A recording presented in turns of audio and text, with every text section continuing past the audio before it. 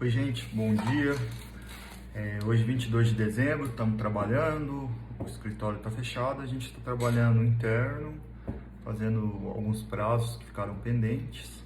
E hoje eu resolvi falar de um caso, de uma ação que eu estou fazendo na defesa, no criminal, que houve a inviolabilidade da residência.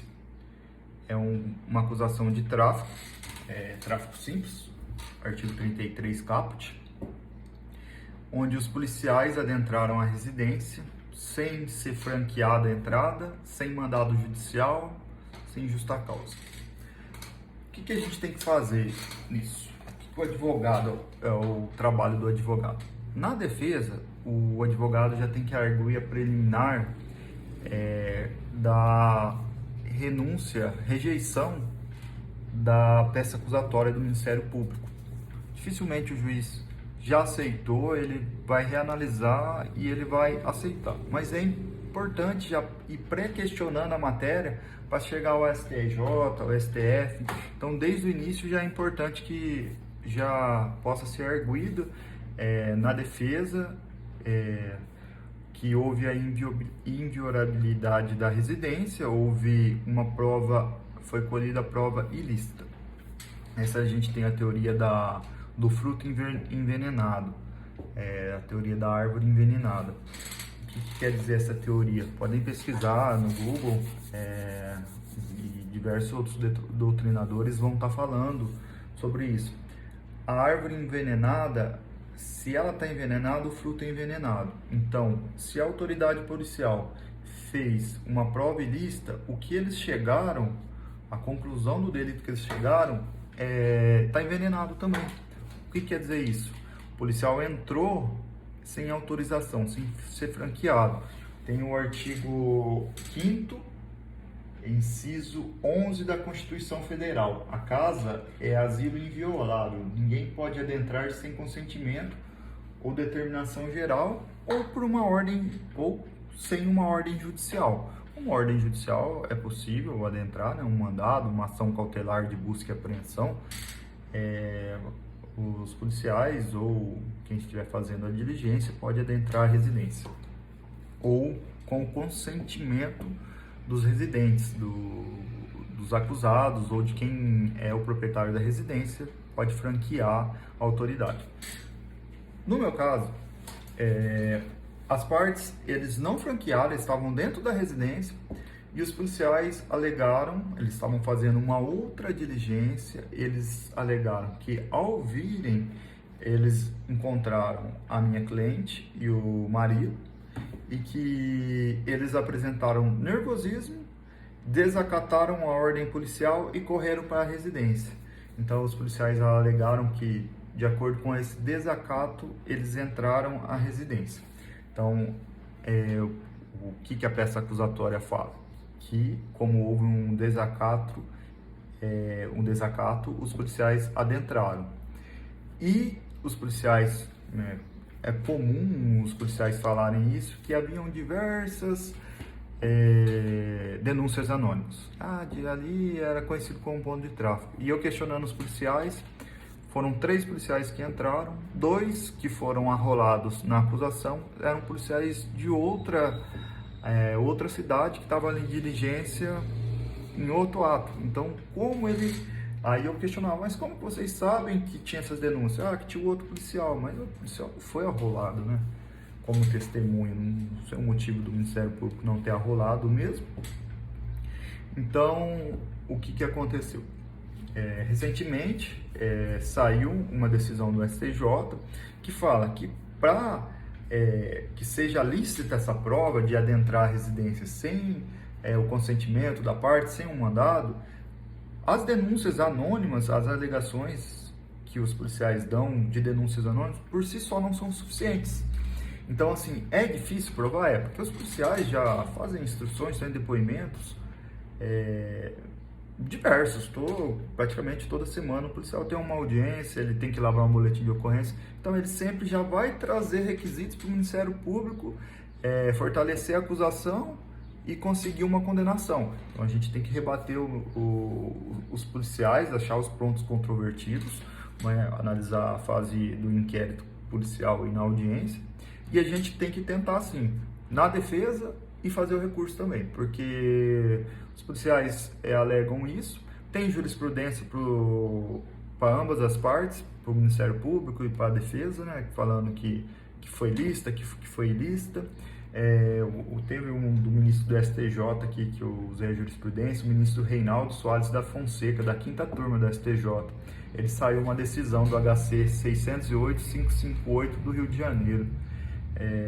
O STJ ele entende que somente é admissível quando o contexto fático anterior à invasão permitir a conclusão acerca da ocorrência do crime interior da residência, que se mostra possível, desse modo, sacrificar a inviolabilidade do domicílio. Então, tem que haver mais requisitos para que possa estar ali adentrando. No caso, os policiais não encontraram ali movimentação de usuários, é um ambiente familiar, não havia indício de ser um ambiente, vamos dizer assim, abandonado, um ambiente sem porta, um ambiente sem portão, um fundo de vale, assim, um fundo de data, né, assim, não aparentava, era um ambiente familiar, era um ambiente que estava com os portões fechados,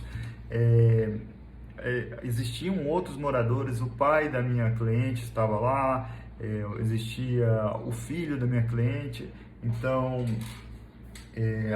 a alegação aí da acusação é apenas as denúncias anônimas, né, que nunca se consegue provar porque são anônimas, então todo policial, sempre quando ele sentar ali num tráfico, ele vai falar que tem denúncias anônimas, e você pergunta, ele vai falar que é via Copom, no celular que tem com a sociedade, eles sempre conseguem escapar, sendo verdadeiro ou não, eles sempre vão falar que existem essas denúncias.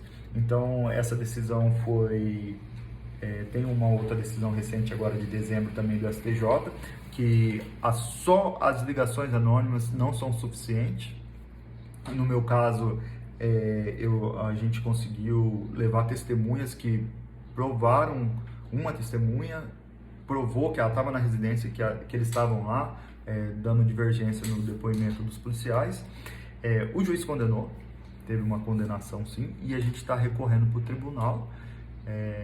Eu entendo que a casa realmente inviolável, não houve consentimento, não tinha o porquê eles estarem na rua e terem corrido dos policiais, eram 4 horas da tarde, 4h30, foi bem estranho. Os meus clientes negaram que foi encontrada a droga lá, os policiais alegaram que a droga foi lá, então ainda tem esse pedido de absolvição porque eles estão falando que eles negaram a prática do tráfico, foi encontrado algumas porções de maconha lá. Mas o que eu estava querendo dizer é importante fazer essa preliminar, o artigo 155 do CPP, né, do Código de Processo Penal, para os advogados que estão acompanhando, não importa como desculpa, vou ler o artigo 157 do CPP, desculpa. São inadmissíveis, devendo ser desentranhadas dos processos, as provas ilícitas, assim entendidas obtidas a violação às normas constitucionais ou legais. Então, essa prova ilícita tem que ser desentranhada dos autos. Então, não tem outras provas para condenar os acusados, pedindo absolvição. E também o ministro Marco Aurélio, também do STF, tem decisão também que o lar é inviolável, que só as denúncias anônimas não são suficientes para condenação. Tem no RE 1.281.774 de São Paulo, relator Marco Aurélio.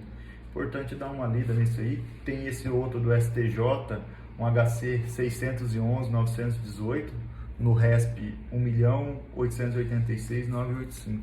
Então, assim, eu vi alguns advogados falando que com depoimentos dos policiais não vai conseguir, mas eu acho que os advogados têm que bater realmente nessa tese aí para que forme uma jurisprudência já consolidada, para que já define quais os elementos que os policiais podem ou não adentrar a residência, né? Se é só com a denúncia anônima, não pode, já, para que já fique consolidada para não ficar essa divergência daí. Você vai ter um estado condenando, o outro absolvendo, e alguns recorrem, ou alguns advogados recorrem, outros não. Então já ficaria bem mais fácil com uma jurisprudência consolidada. Então é importante estar sempre arguindo o fruto da árvore envenenada, né? A gente pode fazer alegando a ilicitude da prova colhida com a absolvição. Na defesa, a resposta à acusação já faz essa preliminar, pedindo a ausência de justa causa da acusação, devendo a mesma ser rejeitada, e na apelação, ela sendo aceita, havendo a sentença condenatória, na apelação fazer novamente esse tópico de ausência de provas, uma vez que as provas são ilícitas, arguindo no artigo 157 do CPP, né, que deve ser desentranhada essas provas ilícitas, tirando essas provas, as demais provas serão insuficientes para a condenação, artigo 386, inciso 6º ou 7º do CPP, né, que a ausência de provas deve haver absolvição, aquele princípio que a gente sempre usa do indubro pro réu. E também está arguindo o artigo 5º, inciso 6º da Constituição, que a residência é inviolável. Tá bom, gente? Uma dica rápida aí, a gente deve sempre tentar estar fazendo arguindo essas teses, né, para formar uma jurisprudência consolidada. Beleza? Abraço, obrigado, tchau, tchau.